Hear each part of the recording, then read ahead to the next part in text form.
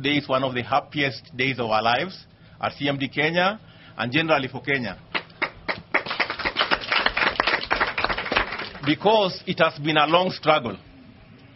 It has been a very long struggle, and I've known Njeri, this young lady here, for a long time in the struggle. I have seen her defending human rights in the streets. We were at Freedom Corner one time. I think there are people who were born after that here. Many. And she continues the struggle. So we are very happy that she has been recognized in Germany and given a human rights award by the lawyers there.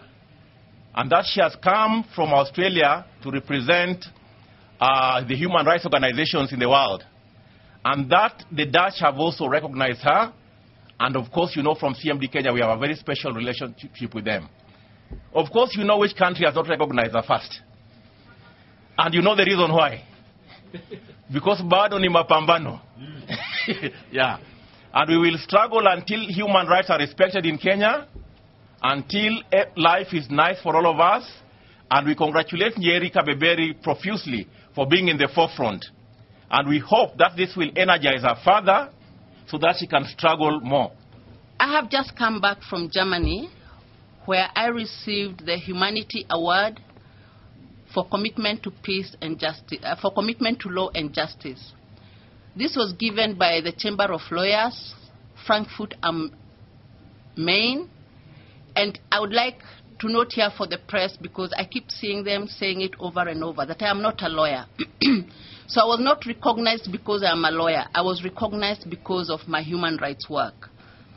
Then from there, I went to Netherlands, where I received from the mayor of The Hague a democracy ribbon for commitment to peace and democracy.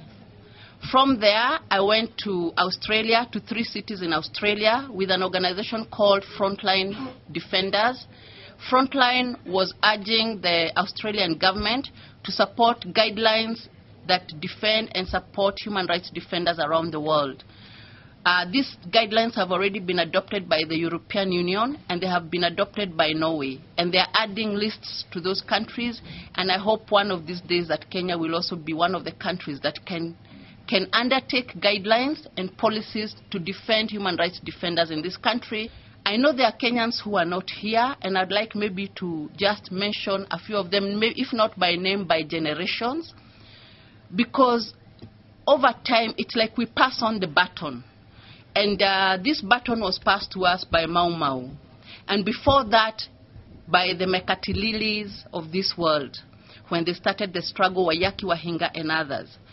And we would like to be able to pass this baton to other Kenyans who are younger than us. Because until we achieve full democracy in this country, and until we are able to enjoy freedoms like other people of other countries, and I can say this confidently because I have not just now, but I have worked outside this country for many years, and I have also traveled in very many countries. Human rights can be enjoyed and people can live peacefully. And governments can enjoy working for people when human rights are being respected. It seems in this country we have assumed that if we respect human rights, government cannot be able to do its work. But actually the two go better and they complement each other better. Some of the best managed countries, and I would start by quoting maybe the Scandinavian countries, respect human rights almost to the highest level. And those countries manage their people very well, and the people are accountable to the government, and the government is accountable to the people. They also have a lot of other policies that are really indicate that if you treat people well, they respond much more positively. Let me come back to these awards. For a long time, we have struggled in this country. And usually the human rights defenders are vilified, they are abused, they are beaten, they are maimed, they are killed. I have comrades here, people like Cyprian Nyamwamu, who have been in and out of jail God knows how many times. I have Comrade Olo here, who had to go to exile. I have all the 5-6 people singing here who have visited the police jails a number of times. I have Brogeduku there, who has been beaten a number of times and survived. These people survive not because they are any more special than we are, but because they have resilience, and they have integrity, and they respect themselves. I have behind me sitting here Mwalimu Mati and his wife, who have been jailed by this government in recent times, who have been incarcerated in police custody over the allowed hours in our time by this government. And I think these things are totally unacceptable. And what I would like to say is that if maybe people had thought that we will cool down. I keep hearing people saying civil society has disappeared, civil society is no longer there, political parties are doing nothing. I would like to say and encourage Kenyans, let these awards give us more power, more faith, more courage, and more ambition to achieve our goal that we have been fighting for so long. I also want to say this award, I share it with the women of Kenya. The women of Kenya have struggled for so long for their rights to be respected. There are two problems here. One is the weaknesses of political parties in Kenya. A lot of people get into parliament and disappear and go there alone, and they never come back to see whether they could implement any of the agreements that they had with the people of Kenya when they were being elected. So, for example, you find people get elected on very good manifestos, but when they get to parliament, they abandon their political parties and therefore abandon those manifestos. But people also go to parliament as individuals. I don't think you can go into politics as an individual. I would like to state that if ever I went into politics, I would like to be there with my comrades, because you need each other. You need to support each other, and you need to vote for the correct bills. You need to vote for the correct laws. When you are isolated, you find yourself being swallowed by what other people are saying, and sometimes not even having the strength to stand. And that's why it's important that we fix what needs to be fixed now, so that we can go, many of us, in there, whether I'm in there or not. Whichever team that gets there can be able to support each other and be able to vote for the right bills for this country. Justice Waki was very wise to give Kenyans an opportunity to have their own local tribunal, the special local tribunal. But our parliament has not been able to enact that local tribunal to date. And therefore, they have forced the international community to move in, and that's how the International Criminal Court has moved in. Now that the International Criminal Court has moved in, you can't chase them away. You can't tell them now you cannot move in, because they have found reason, they have found cause to move in. We have been given 3 different opportunities, and all 3 deadlines we have not met them. However, I'm still very hopeful that we are going to still have a special tribunal, because my thinking is that the International Criminal Court, and I did meet with a few of the employees of that court while I was there in The Hague, can only prosecute so many people. They cannot prosecute, for example, 200 people in The Hague. So those with the highest responsibility must definitely be taken to the International Criminal Court. But there are middle-level people who did a lot of damage to this country. Those people need the special tribunal, and therefore I would hope that the Imanyara bill is going to go through, so that that group, the second layer, can be prosecuted here in Kenya. And then I would also like to say that we still, of course, need the Truth, Justice and Reconciliation to deal with the old historical injustices that this country has had. And all 3 are therefore important for this country. I do support the International Criminal Court coming into Kenya and taking its role as a world body to deal with justice issues, especially when the local government is unable to deal, the local judicial system and the local government is unable to deal with them. In this case, Kenya has shown that we are either unwilling or unable to deal with these cases, and that is why they have moved in. The last deadline was 30th of September, and they were still not able to meet that. The issue of justice and peace is the single most important issue in Kenya today, because I do not see ourselves going into another election before we have resolved these issues.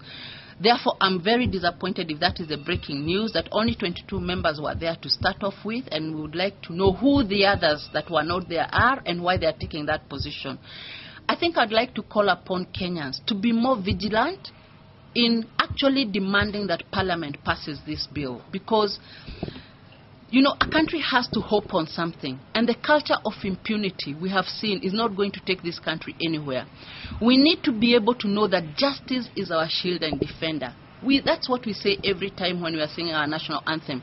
And if justice is not going to continue being our shield and defender in this country, then it means we are not going to resolve the crisis that this country has, a looming crisis that it has. So if those members of parliament are actually representing Kenyans and they care for this country, they need to pass the Imanyara bill so that we can bring to justice those people who are in that middle level and who cannot all be taken to the Hague. I'd like to mention here, and I said I would mention it, to those people who are fearful of the Hague. I had the opportunity to visit the Special Tribunal for Sierra Leone, where former President Charles Taylor is being tried. And as far as I saw, the guy looked very, very comfortable. He was being given a fair trial. He was being given a fair trial. He was clean. He was talking with respect, and he was being treated with respect, despite what the world knows of what he's likely to have done. And therefore, Kenyans who are likely to go to the Hague should not fear, because what I saw is they are going to get a very fair trial, as Charles Taylor is getting. This award is not my award. It is for every Kenyan who has been struggling now and before, even the ones that I don't know. I want to also mention the mothers of political prisoners who may be without them. The limelight which I received in the 90s for standing with them, I would not have received. And especially, I want to recognize the mother of the late Meroge Kariuki, who passed away recently, 2 months ago. And she was 80 years during that time of that struggle. And I want to say, Mama Meroge, this is also your award. This, to me, is the most important homecoming, because you see there are very many homecomings out there. But I think this is a very, very important homecoming, which is also a big challenge to us. And therefore, I want to take this opportunity, first and foremost, to tell Njeri, my sister and comrade, that a luta continua. The struggle continues. I think that's what we have to use this occasion to say, that the struggle continues. And secondly, to appreciate what she said here today, which is that the struggle has not begun today, that we are only part of that struggle that is protracted and that did not begin today, has been going on for many years. We want to use this occasion to launch and declare and tell the state that we are not intimidated, we are stronger, we are strengthened by the awards that we have just received. You are my mentor, you are my number one lady, Njeri woman of strength, our heroic mama. Let me see you happy, mama. Let me see you smile. Let me see you praising. Sing a new song for the freedom. She's a leader. She's a mentor and a teacher. She's a mama. She's a leader. She's a mentor and a teacher. She's a mama. God will lift you up, grandmama. 'Cause you struggle for this nation.